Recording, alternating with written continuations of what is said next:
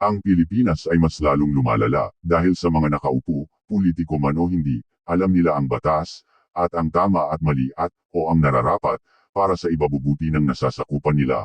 Pero, ayaw nilang ipairal dahil sa kung anong mga kadahilanan, tulad ng ayaw nilang kumilos dahil wala silang mapapakinabangan o pabor na makukuha, o ayaw nilang may magalit na kasamahang politiko o negosyateng masasagasaan o maaapektuhan na maaaring gantihan sila o di na sila pag-aambunan.